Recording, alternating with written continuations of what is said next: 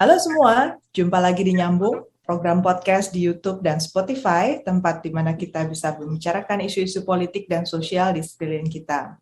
Bersama saya, Dina Praptora Harja, dan co-host saya, Nadila Amani. Nah itu, kalau kita bicara dokter nanti sebentar kita ke sana, tapi satu lagi soal vaksin nih dok, masih eh, Iya, ada pertanyaan terakhir kan sudah mulai dibuka vaksinasi untuk anak ya, iya usia betul. 12 tahun ke atas.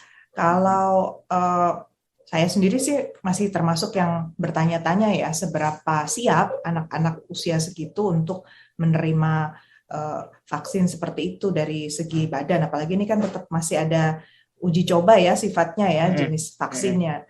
Apakah mm-mm. vaksin yang dimasukkan itu sama persis dengan yang dimasukkan ke tubuh orang dewasa atau ada beda? Iya, Mungkin Nadila iya. juga ada tambahan pertanyaan satu lagi. Iya Ibu Dina, aku penasaran sama pandangan Ibu Dina sebagai seorang ibu kan.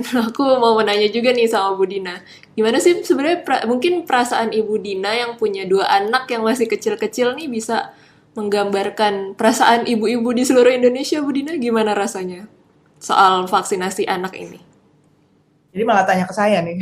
Tapi Oh, ya udah saya jawab dulu habis itu Dokter Erven deh. Jadi oh. kalau saya memang di satu sisi saya merasa anak itu yang paling susah dipaksa untuk tetap stay di rumah ya dok ya. Mereka pengennya Mm-mm, main sama mm, sekelilingnya, sama tetangga, dan mereka itu juga mengalami menurut saya mental pressure ya, pressure mental tersendiri karena setiap hari berjam-jam harus ada di depan komputer. Jadi mm, keinginan mereka untuk bergaul dan ketemu teman-temannya itu sangat-sangat besar. Apalagi mereka usia-usia segitu sebenarnya sangat sosial gitu ya, sangat pengen gaul. mm-mm, Jadi memang di kepala saya kepikir andaikan saja ada vaksin yang cocok gitu buat mereka. Cuman pertanyaannya apakah ketika mereka ngalami efek samping dari vaksin itu mereka kuat ya gitu. Ada nggak sih yang sampai mm-mm, fatal gitu buat anak-anak? Gimana mm-mm. dok? Iya, terima kasih Bu Dina. Jadi memang kebetulan minggu depan kami akan bahas ini. Kebetulan saya moderatornya. Jadi webinar dari komunitas warga senior KB Farma gitu ya. Sabtu depan akan mengadakan webinar tentang vaksinasi pada anak. Jadi mungkin bisa di search di Instagram nanti di Kowas ya, komunitas warga senior KB Farma begitu. Sabtu depan acaranya. Mungkin Bu Dina bisa gabung juga nanti sama Bu Nadia. Jadi di situ narasumbernya dokter spesialis anak ya. Kebetulan saya moderatornya saja. Nah, memang secara garis umum sih begini. Rata-rata dosis ini kita ambil analogi ya. Kalau dosis obat dan vaksin itu rata-rata kalau usia 12 ke atas sudah dianggap sih sama dengan dewasa sih Bu Dina. Makanya yang 12 tahun ke bawah kan belum dikasih. Jadi sebenarnya nggak masalah. Jadi memang ya umur 12 itu ya dianggap aja misalkan apa namanya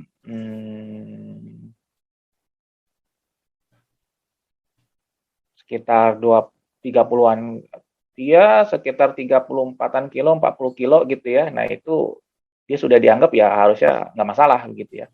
Jadi memang banyak obat ataupun vaksin yang lain pun sama ya. Jadi kalau usianya udah 12-an ya dianggap dia sudah sama dengan dewasa, itu satu ya prinsipnya. Berat badan Ini maksudnya tadi ya 30-an. berat badan, iya. Ya Bu Danila mungkin ada pertanyaan mungkin? Ah, iya dok, aku mau tanya itu kalau misalnya vaksin anak-anak itu jenis virusnya virus yang sama kah? Atau gimana yang dimasukin Iya, jenis vaksinnya? iya, iya. Kalau jenis vaksin kan yang kalau yang jadi memang semua itu kan jadi gini, walaupun semuanya dalam keadaan darurat dan semuanya diizinin untuk uji coba begitu, tapi uji cobanya juga nggak sembarangan sih. Ya, tetap ada lah uji coba awal gitu ya. Cuma prosesnya jadi lebih cepat aja sih gitu. Jadi ya, jangan dikira juga ini mentang-mentang apa darurat terus semuanya tiba-tiba di ACC sama WHO misalkan, itu enggak juga. Jadi mereka tetap ada ya, mereka coba ke hewan dulu ya, kemudian coba ke relawan yang mau gitu kan.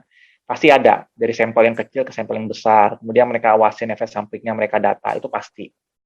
Tapi yang secara umum tuh begini, tadi secara umum tuh kalau memang yang masalah jenis kan Indonesia pasti pakainya Sinovac dulu kan, itu ya yang pasti. Jadi yang virus hidup yang dilemahkan tadi yang saya bilang sebenarnya cara bikin virusnya itu cara yang lama gitu loh. Jadi sebenarnya untuk Sinovac ini ya sebenarnya isunya tidak begitu besar harusnya, karena cara bikin virusnya sama aja dengan dengan vaksin polio gitu ya, dengan vaksin yang lain yang selama ini udah kita dapetin gitu.